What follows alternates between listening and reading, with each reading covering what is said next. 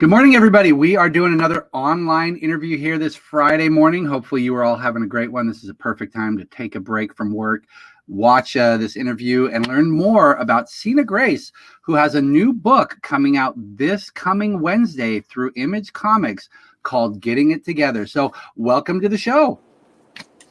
Hello. Hey there. Welcome and thank you for joining us this morning. Here, you're down in LA, so we're on the same time. This makes life a little bit easy. But yeah, welcome. What are you up to this morning? Are you doing anything creative? Yeah.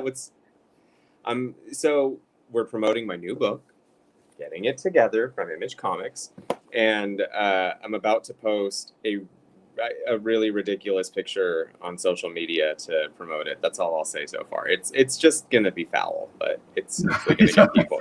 Everyone will know the book is coming out. That's all that matters. Yes, and then you can see his tag right there, guys. Make sure you follow him right now to make sure you can see it and see what's going on. But let's start with Getting It Together, since that's the most important thing that we're going to be talking about right now. It comes out this Wednesday, the 7th, through all comic shops. So if you're not in the area, or even if you're just not using Empires in Sacramento, look in your local comic shop and check it out. Tell us a little bit about Getting It Together and what people can expect. So Getting It Together has a very easy, one sentence, pitch. It's just a modern day sort of friends type story where your friends are your family in your 20s. And it's a book that I created with Omar Spahi. We're writing it together. We share the responsibilities in it. We do it any which way in terms of collaboration, which is awesome. There's no sort of one right way for us to work together. And it follows a brother and a sister, Jack and Lauren.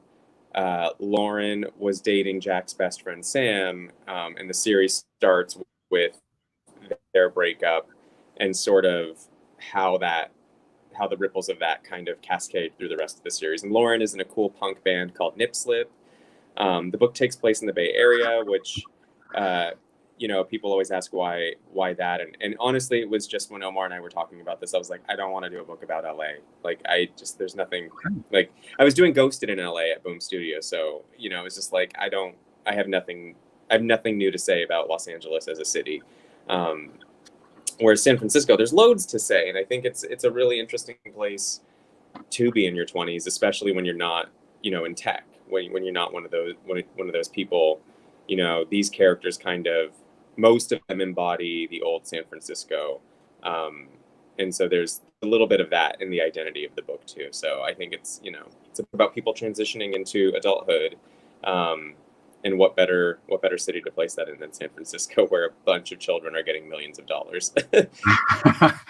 Then, I mean, so a nice slice of life. Then my question is for you, how much of this was taken from you and Omar, and how much was just something that you created? For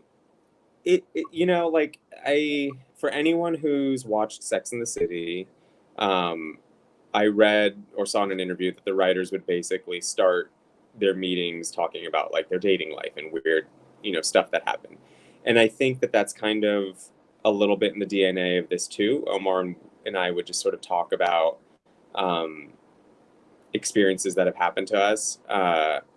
And there's more of I think vibes in our life that we were trying to put in this book. That's such a stupid answer, but I the music scene in the book that Lauren is a part of is very much symbolic of, not symbolic, but it very much represents sort of a group of people in my orbit and in my 20s who I just they were just so cool to me. And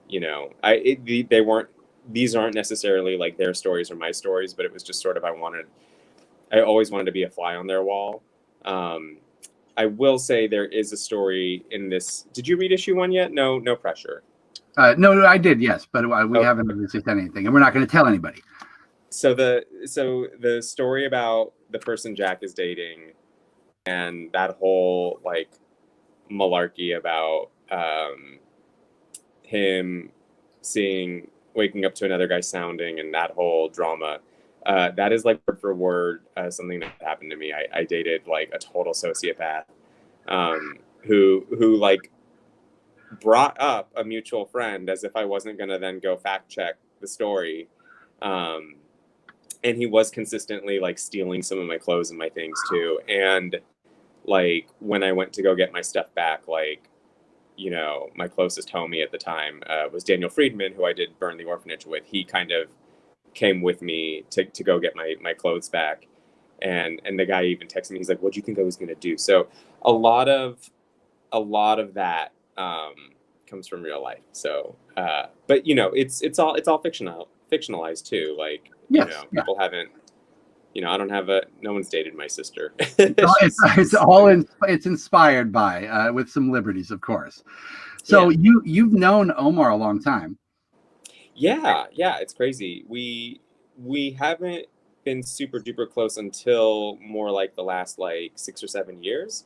But when you look, like it's kind of like when you're watching one of those TV shows or it's like The Haunting of Hill House, where it's like, oh, the ghosts were in every scene or whatever. Yeah. It's like, if I look back at my memories, like, oh, there Omar was, whoops, you know, and I'm sure he would say the same to me, where it's like, oh, there I am, like walking in the hallway behind him. So it's kind of cool. It's a different form of sort of our worlds colliding than I'm used to. Well, what brought about the collaboration then? He wanted to work together. I've got to give him credit where credit's due. He was like, I want to work with you. I want to do, you know, sort of you know, I forgot what the exact words were, but like, I want to do a buddy book with you. And I was like, all right, I don't want to draw it. If we can get Jenny Fine to draw it, that would be sick. So you knew Jenny, I was a big fan in Memoirs. We would go. Yeah, she was friends with friends of mine, and then I followed her on social media and was a huge fan. And so we would go on like draw dates and stuff like that. And there are like drink-in draws in there were drink-in draws in Los Angeles. So we would do things like that. I just think she is one of the most stupendous illustrators out there. And she's her harshest critic. And I learned so much from her. So it was really exciting to be like, hey, would you want to do this book, like a comic book? And she's done some strips here and there, but she's never done like a long form comic book, you know, like to completion, like to hit the press. So that was, you know, the fact that Omar was like, okay, like it felt very great and natural. And he's a good collaborator. He's really good. He's easy to talk to about things. We both are learning. I'm learning when to back down from things. I'm learning from Omar when to like take feedback, because sometimes I'm like, no, I'm right, you're wrong, and I'm like, no, sometimes I'm not right, is how I'll put it. Like that's what a good collaboration will do. You guys are gonna you guys are gonna bounce things off of each other and make the product that much better. So I mean, so this is obviously a nice slice of life that's coming out this week, guys, but this seems to be your wheelhouse, looking at a lot of your projects with Ghosted in LA, I mean, Little Depressed Boy, Self-Obsessed. You like to tell stories about real people and people who feel real as well. Yeah, I just, you know, maybe I put myself in too many dramatic situations, but I find that, you know, things that happen in real life are almost more interesting than a ninja bursting through the window. I mean, but then that's cool too, you know, so I think that's why I just like to play between both, like where things are like super hyper realistic, and then things are super fantastical. I like blurring those lines, and I think that's what makes comic books so great, is it's such a visual form that you can play in metaphor, and you can play with a character's sanity and have a ninja burst through the window if you want. But yeah, I think you just sort of have to follow kind of the story you want to tell. And that brings out the better work in you as a creator or as a creative. Like, I did one G.I. Joe story for IDW, and it was like an exercise in like, can I tell a G.I. Joe story? And I couldn't. I mean, it was fine. It took place in Venice Beach. Like, I just was like, let's see if I can put me into G.I. Joe. And it's like, no, that's not true. You can't do that. But, you know, when I was working on Go-Go Power Rangers, that was super easy because I love Go-Go Power Rangers.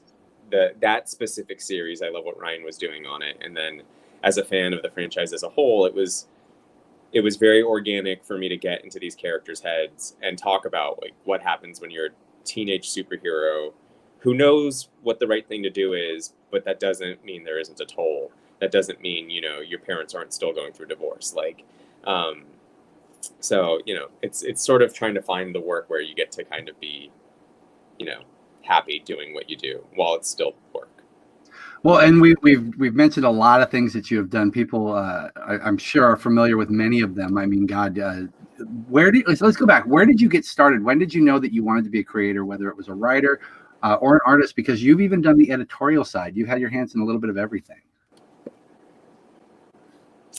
I'm so happy with my past self, because in my 5th grade yearbook it says my dream job is to be a comic book illustrator. So I did it. Wow. So I knew that early on. Yeah. Boom, done.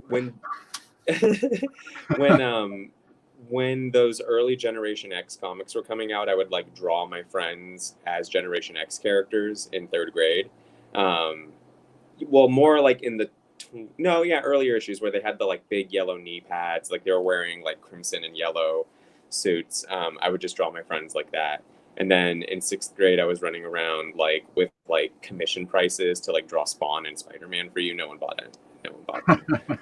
But it's just something I've always wanted to do. And you know, not to like always turn this into like life advice for people, but the difference between making comics and doing other things that I thought I liked doing but didn't pursue as a career is that like anytime I stumbled or hit a wall or was in a position to learn more, I always wanted to learn more, you know. I didn't want to stop. And I think that's a sign that you got to keep going, because that means you love something and you're willing to commit to it, you know, that the roadblock doesn't stop you.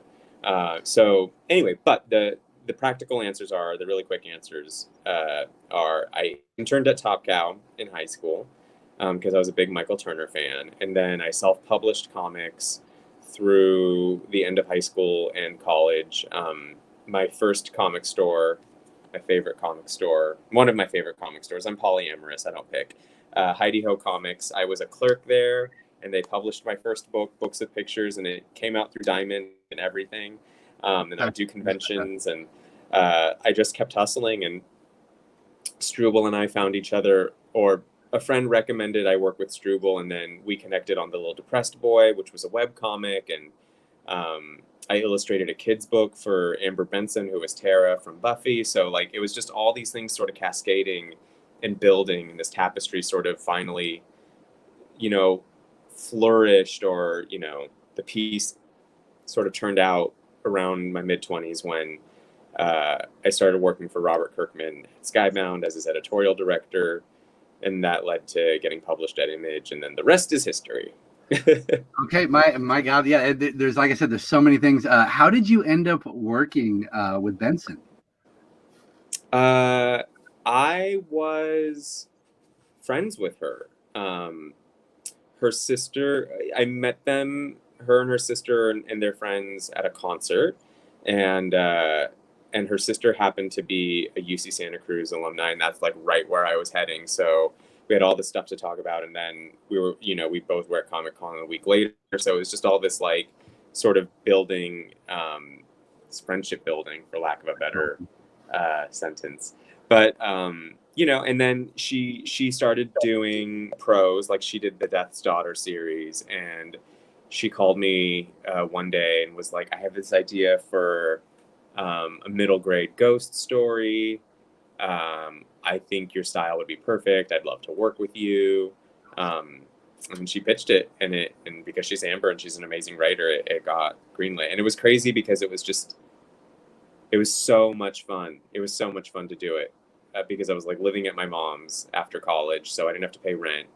And it just felt like the dream to like wake up and like work on this book, you know, and it was like only things I wanted to draw, which is like adorable kids in an Edward Gorey style, interacting with ghosts. Like ghosts have been a part of my life forever.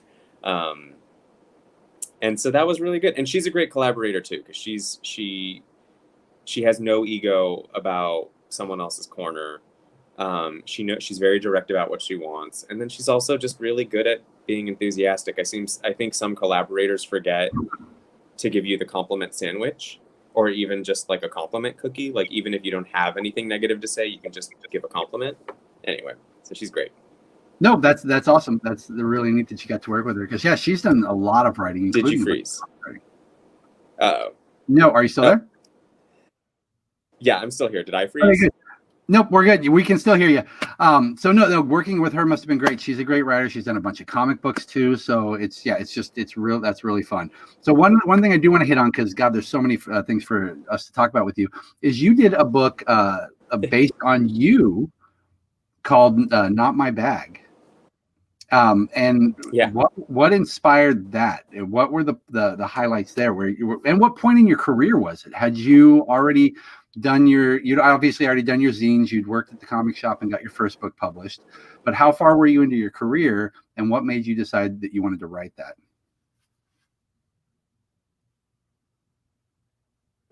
That I was doing, I was working at Skybound, and I was also drawing The Little Depressed Boy while working at Skybound. And I would draw that book on weekends when I had time.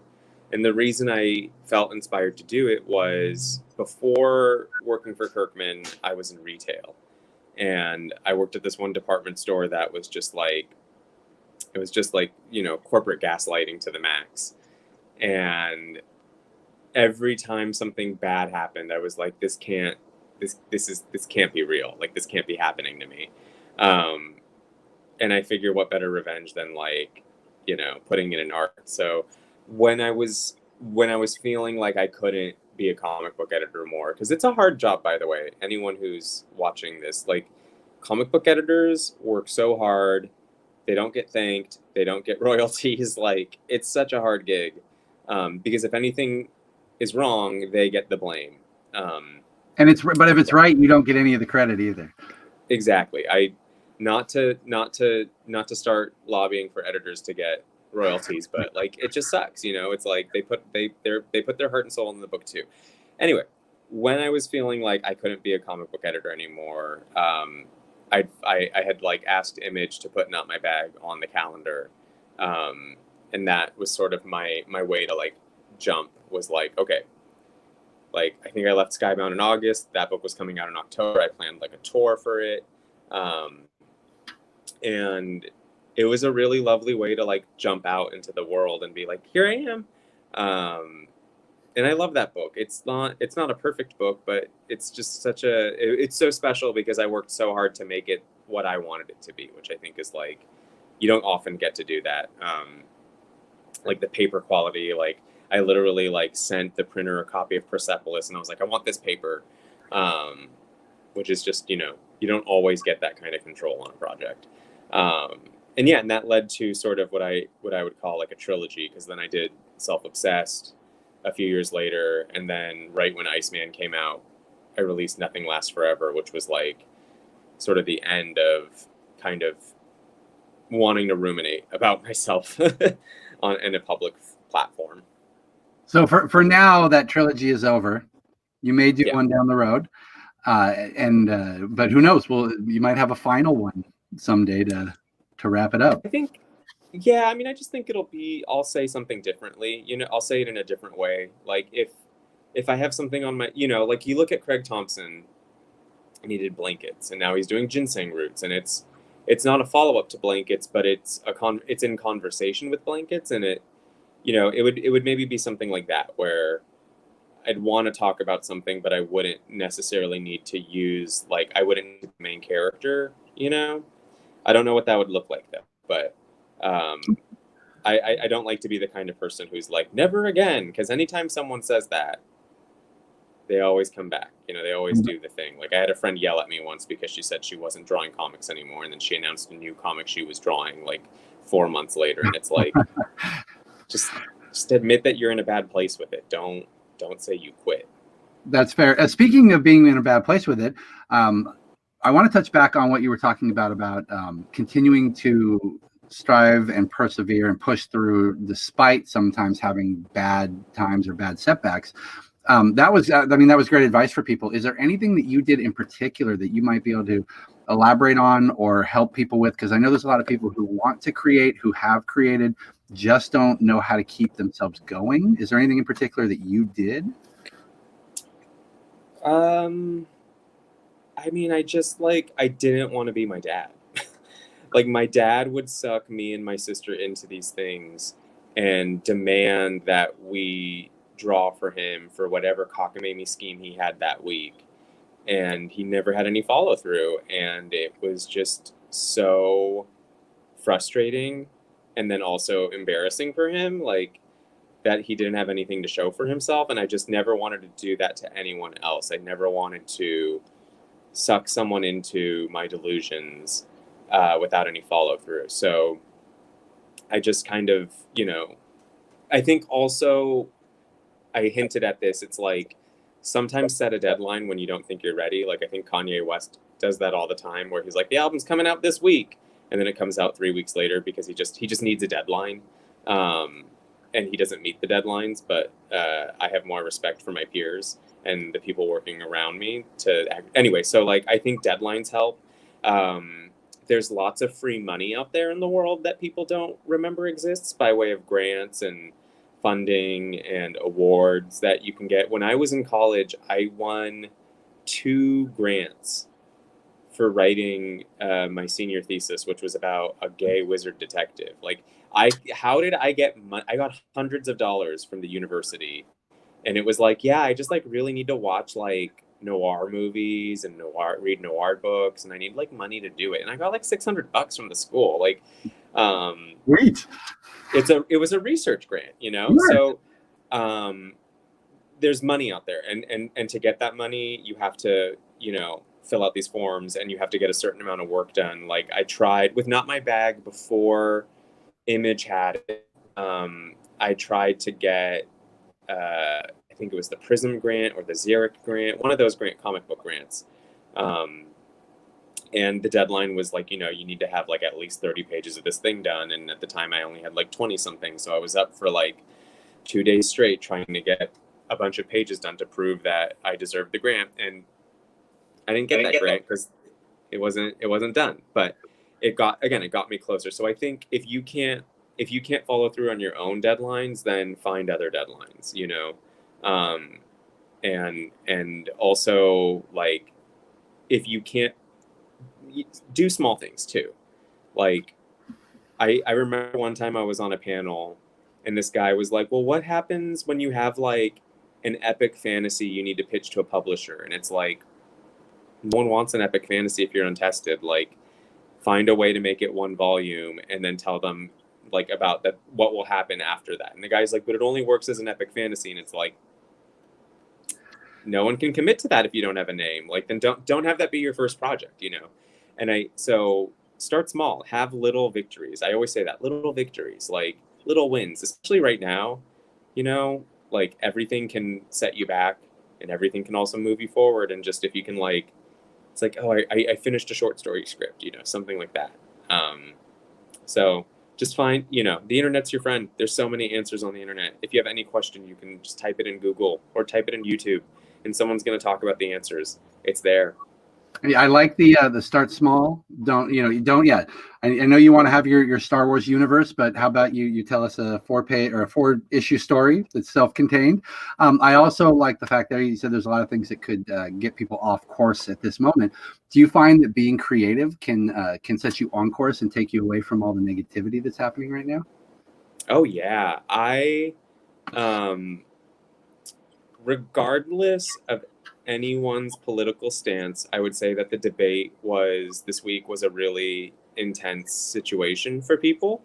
And I personally felt like I was like, I know what's going to happen. I know how both parties are going to act. I know, what's going to be flung both ways. So I don't really want to watch it. Like, I'll read about it later, but I don't want to watch it. It's not going to sway my vote. It's not going to sway my own politics. I don't want to put myself through this.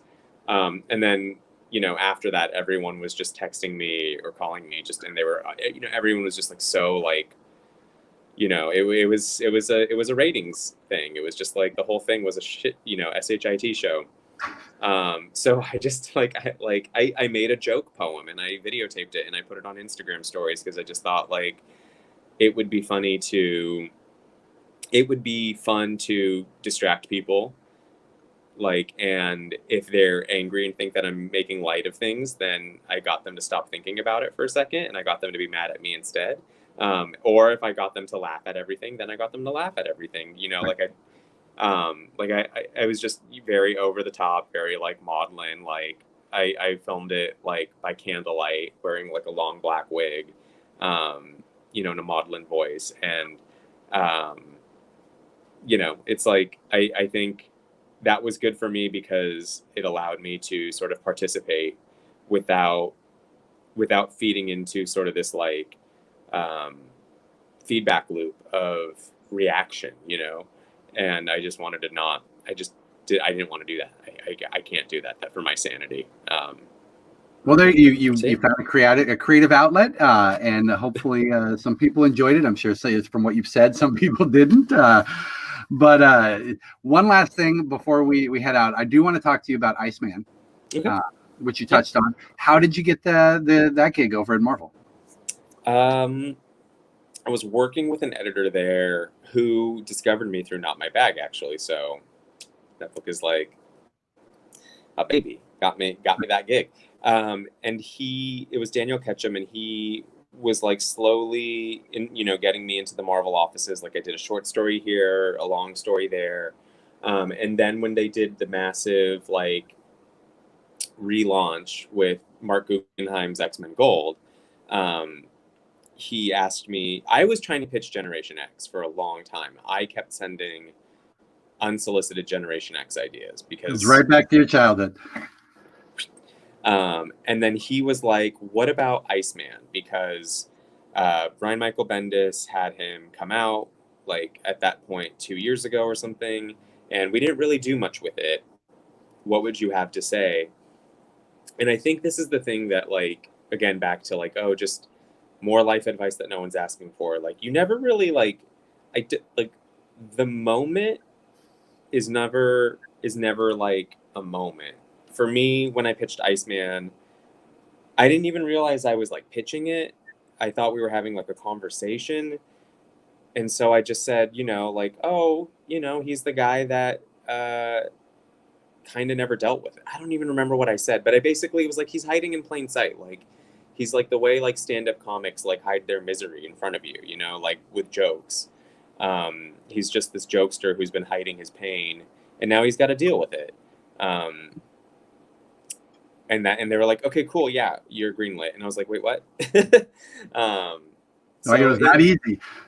Well, then from there it was really hard because then it was sort of it was such a complicated time because like there was the younger Iceman, and then my editor and I had constant, and who I think he was right like 90% of the time about just sort of what direction to take things in.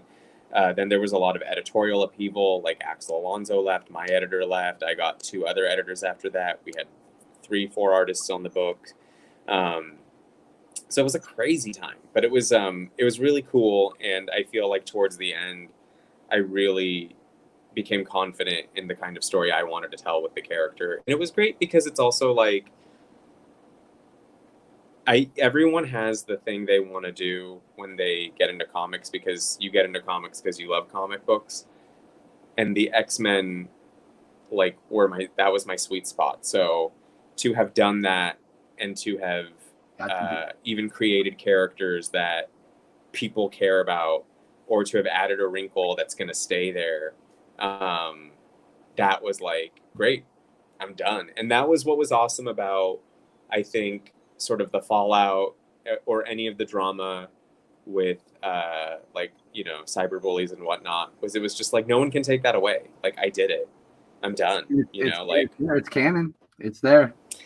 And it doesn't like, it's like, I wrote for X-Men, you didn't. It's like I'm good, I'm done. Like, goals met. Like, I get to tell my own stories at Image Comics. I wrote my favorite comic book here. I'm done. Like, so everything has been icing on the cake, and that's why I think I can like really try and just move forward as like confidently and happily as possible, because Nice. life goals met. There you go. From the 5th grade, life goals met. Not many people can say that. Not many people knew what they wanted to do in 5th grade and actually followed through. But this Wednesday, everybody, Getting It Together is hitting shelves. Image Comics. Go to your local shop. If they sell out, if they don't have it, ask the people behind the counter. They can order it for you. They can get it in. Make sure you at least check it out. Try issue number 1. And then thank you very much for joining us today. That was great talking to you. I do have one more question. This is always the most important question of the interview. Which do you prefer, traditional or soft serve ice cream? Oh, traditional. Good, man. Every Thank night God. before bed. Most people answer that way, and it's the correct answer. So thank you very much for joining us. Guys, we'll have that book on the shelf this week, so please check it out. And we'll see you in the shop. Have a great week.